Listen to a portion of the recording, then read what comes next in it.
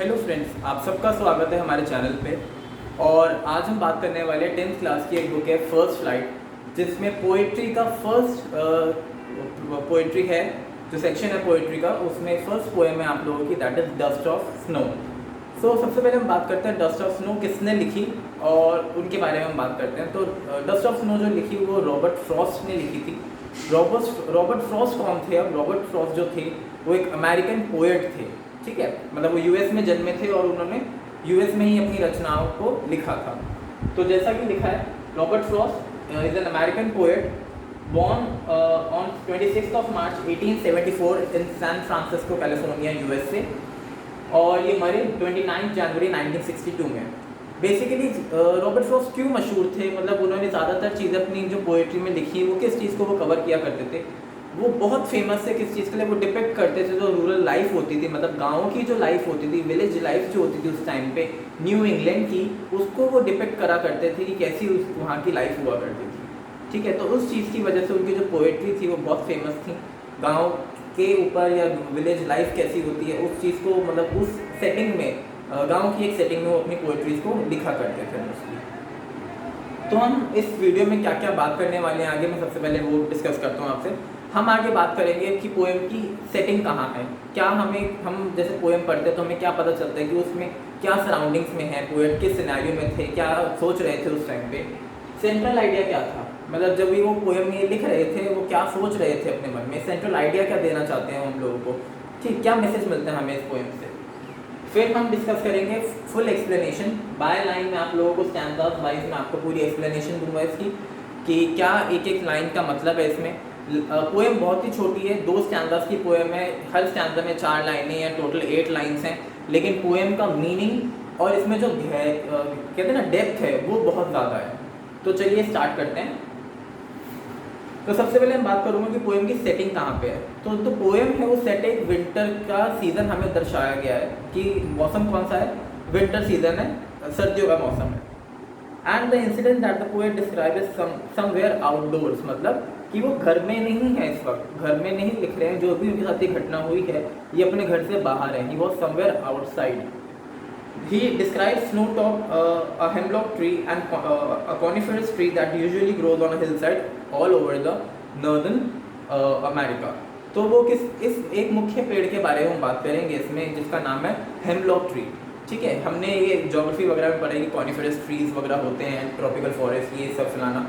तो क्या होता है ये जो हेमलॉक ट्रीज होते हैं, मतलब इस टाइप का जो ट्री होता है ये यूजुअली कहाँ पाया जाता है? ये हिल साइड एरिया में पाया जाता है और यूजुअली वहाँ पाया जाता है जहाँ पे ज़्यादा बर्फ़ पड़ती है। क्यों इसके ऐसे होते हैं? ताकि इन पे जो बर्फ़ पड़े वो नीचे आराम से गिर सके।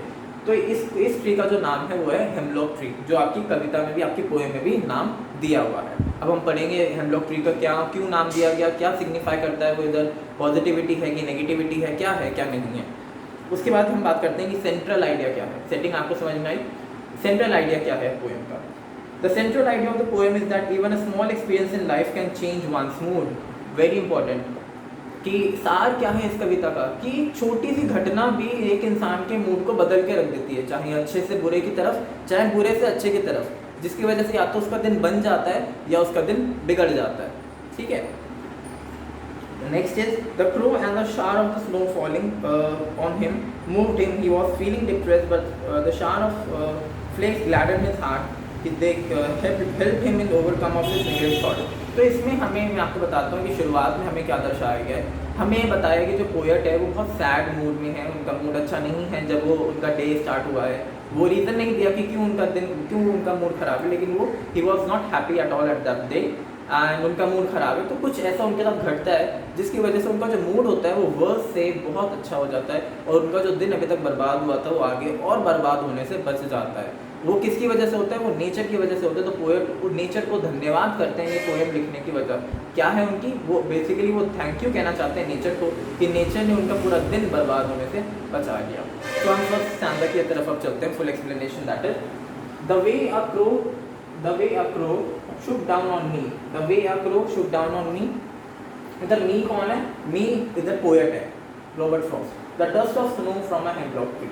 क्या कहना चाह रहे हैं पोएट इससे, मैं आपको बताता हूँ full explanation. In the first stanza the poet describes a winter day, winter का दिन वो दर्शा रहे हैं सबसे पहले, क्योंकि इसमें दर्शाया गया है कि snow should down on me the dust of snow, तो स्नो कब पड़ेगी, सर्दियों के मौसम में पड़ेगी। He is walking under one such snow covered hemlock tree, वो चल रहे थे एक स्नो कवर्ड हेमलॉक ट्री के नीचे, मतलब बहुत सारे ट्रीज थे उनके नीचे वो चल रहे थे। इट इज़ नेम, अब हेमलॉक ट्रीज को क्यों नाम दिया गया मैं आपको उसका रीज़न बताता हूँ, कई बार पूछ लिया जाता है, मतलब व्हाट हेमलॉक ट्री सिग्निफाइज, ठीक है, आरटीसी में तो क्या सिग्निफाई करते हैं hemlock tree. It is named so because it resemble the European plant from which a poison hemlock is made, एक यूरोपियन प्लांट होता है ये उससे बिल्कुल हूबहू मिलता है, तो वो एक पॉइजनस प्लांट होता है जिससे पॉइजन बनाया जाता है, तो जिससे पॉइजन बनाया जाता है that is the negative thing, तो इसलिए इसको नेगेटिविटी का एक टाइप माना गया है हेमलॉक ट्री को। Thus the tree cannot be associated with anything positive, इसीलिए इस ट्री को किसी भी पॉजिटिव चीज़ से नहीं जोड़ा जाता। Hemlock tree is always meant to be, जैसे हमारे यहाँ होता है ना कि काली बिल्ली रास्ता काट गई, छींक आ गई निकलते हुए, वैसे ही हेमलॉक ट्री को एक नेगेटिव प्लांट के तौर पे माना जाता है। However, a crow alighted on the tree suddenly, अब क्या होता है, एकदम से एक क्रो, एक कौवा आ जाता है, कौवा क्या करता है, ये जो पेड़ की एक डाल है उस पर आके एकदम सडनली बैठ जाता है। अब क्या है, बर्फ़ एकदम टिकी हुई है उस पर, उसकी ब्रांचेस पे, एकदम से कोई उसको छेड़ेगा तो बर्फ़ गिरेगी ना, वैसे ही क्रो उस पर आके एकदम से बैठ जाता है। अब क्या होता है फिर, and because of that sudden motion, एकदम से जो सडन मोशन होता है उसी वजह से snow flakes fell on the poet like rain, अब छोटे छोटे एकदम बारीक, जैसे हमारा वो गोला बनता है ना, एकदम बारीक होते हैं उसके, जब वो करता है घिसता है फिर उसका गोला बनाता है तो कितने बारीक पाउडर होता है, फ्लेक्स होते हैं बिल्कुल वैसे ही फ्लेक्स, वो बिल्कुल जैसे ही उस पर कौवा बैठता है वैसे ही वो जो फ्लेक्स होते हैं, पोएट उस पेड़ के नीचे खड़ा होता है, वो फ्लेक्स जाके कहाँ गिरते हैं, वो उस पोएट के ऊपर गिर जाते हैं, जैसे कि स्नोफॉल हो रही हो, जैसे कि बर्फ़ पड़ रही हो, बिल्कुल वैसी पोएट के ऊपर वो गिर जाते हैं। The flakes were so light, अब क्योंकि वो फ्लेक्स हैं, ठीक है, वो कितने लाइट होते हैं, बहुत लाइट होते हैं, जैसे कितने लाइट, जैसे कि डस्ट होती है, डस्ट जैसे कितनी लाइट होती है कि उड़ती है, डस्ट हल्की सी हवा चलती है डस्ट उड़ती है, वैसे ही वो इतने लाइट होते हैं, इसलिए उसको क्या कहा गया, डस्ट कहा गया। And small that the poet thought that they were like dust particles, कि बिल्कुल वो किसके जैसे इतने बारीक कण हैं, इतने छोटे छोटे फ्लेक्स हैं, जैसे कि डस्ट के पार्टिकल्स होते हैं। The flakes were so light and small that the poet thought that they were like dust particles. The shower of the flakes from the hemlock tree touches the poet in the same way. अब क्या होता है, जैसे ही वो उसके ऊपर गिरती है, पोएट के ऊपर वो बारिश गिरती है, मतलब वो बारिश तो नहीं होती रियलिटी में, वो तो कौवा बैठा उस पेड़ पे, कौवा एकदम से सडन मोशन में बैठा, वो जो बर्फ़ टिकी हुई थी उस पेड़ की ब्रांच पे, वो एकदम से पोएट के ऊपर गिर जाती है। तो ये उसका जो ऑलमोस्ट आई थिंक कि सबको स्नोफॉल बहुत पसंद होती है, तो वैसे ही स्नोफॉल पोएट को भी बहुत पसंद थी। जैसे ही उसके ऊपर वो बर्फ़ गिरती है, मतलब स्नो फ्लेक्स गिरते हैं, जिसको ऐसा लगता है जैसे स्नोफॉल होनी स्टार्ट हो गई, और उसका मूड जो होता है वो ऑल ऑफ अ सडन बदल जाता है। कहाँ वो मूड उसका डिप्रेस था, उसका मूड बिल्कुल अच्छा नहीं था, अब उसका मूड उस स्नोफॉल की वजह से, जो कि स्नोफॉल नहीं होती इन रियलिटी में, उसकी वजह से उसका मूड जो होता है उसमें बदलाव आ जाता है। ठीक है, ये था हमारा फर्स्ट स्टैंजा। अब हम चलते हैं सेकंड स्टैंजा की ओर। सेकंड स्टैंजा है, has given my heart a change of mood, कि मेरे दिल को उसने बिल्कुल बदल के रख दिया। And save some part of a day I have rued, कि और कुछ पार्ट मेरे दिन का उसने बचा लिया जो मैंने अभी तक बर्बाद कर दिया था। अब हम करते हैं इसकी detail explanation. In this stanza the poet explains to us exactly in what way the shower of the snowflakes had an effect on him. इसमें पोएट क्या दर्शाएंगे हमें, कि बिल्कुल हमें क्लियरली वो बताएंगे कि उस स्नोफॉल का उनके दिल पे, उनके मूड पे क्या प्रभाव पड़ा, अच्छा पड़ा, बुरा पड़ा, क्या हुआ उनके साथ में। He says that it change his mood, वो कहते हैं कि इसकी वजह से, इस स्नोफॉल की वजह से उनका जो मूड था वो बिल्कुल बदल गया। That is to say he had been in a sudden और despairing mood and the snowfall flakes falling on him all of a sudden gladdened his heart. उन्होंने बोला कि उनका जो दिल था वो डिस्पेयर था, मतलब बहुत दुखी था, दुख में थे, वो डिप्रेस थे किसी चीज़ को लेके, लेकिन ये जैसे ही सडन स्नोफॉल गिरती है उनके ऊपर, उनका मूड जो होता है वो बहुत ग्लैडन हो जाता है, मतलब बहुत खुश हो जाते हैं। वो दिल कहते हैं ना, हम जैसे हिंदी में कहते हैं दिल बाग बाग हो गया, वैसे ही उनका जो दिल होता है वो बहुत खुश हो जाता है। In addition to this, there was another effect that showers of snowflakes had on the poet. He says that the particular day was one that he had not been looking forward to, and in fact it was not going too well either. वो कहते हैं कि उन्होंने तो ये जैसे दिन start हुआ था, उन्होंने तो ये सोच लिया था कि उनका ये दिन जो है वो बिल्कुल बेकार जाने वाला है, क्योंकि उनका स्टार्टिंग जैसे कहते हैं ना कि अगर हमारा सुबह ही बिगड़ जाए तो पूरा दिन बेकार जाता है, वैसे जो पोएट था उसकी मॉर्निंग ही बिगड़ गई थी। वो तो उसने ये सोच लिया था पोएट ने कि उसका पूरा दिन जो है वो र्यूड होगा, मतलब बिल्कुल बर्बाद हो जाएगा और वो अपना दिन वेस्ट कर देंगे, ठीक है। लेकिन ये होने से बच जाता है, किस वजह से? क्योंकि जो स्नोफॉल होती है वो उनके ऊपर ऑल ऑफ अ सडन गिर जाती है। He had decided in his mind that the particular day would go waste. However, the shower of dust like snow on his shoulder changed his mind. उन्होंने सोच लिया था कि उनका ये दिन बर्बाद हो जाएगा, लेकिन वो जो बर्फ़ उनके कंधों पे गिरी, उनके शोल्डर्स पे गिरी, वो उनका मूड बिल्कुल बदल देती है। It made him feel that the day has not been completely waste. अब क्या होता है, बर्फ़ जैसी ही उनके ऊपर गिरती है, वो कहते हैं ना हर एक इंसान का हर चीज़ को देखने का नज़रिया कुछ और होता है। जैसे अगर मैं एक टेबल पे एक गिलास आधा भर के रख दूँ, तो अगर उसमें 10 आदमी खड़े हो तो अगर 5 कहेंगे कि ये गिलास आधा भरा हुआ है, तो आधे लोग कहेंगे ये गिलास आधा खाली है। तो it is the way of कि आदमी उस चीज़ को देखता कैसे है। तो वही बात है कि पोएट ने इधर जो स्नोफॉल हुई उन्होंने उसको नेगेटिव नहीं मांगना, वो गुस्से में नहीं आए, वो बल्कि उनका मूड जो था वो डिसअपियर मूड से बहुत चेंज हो गया और बहुत खुश हो गए, ठीक है।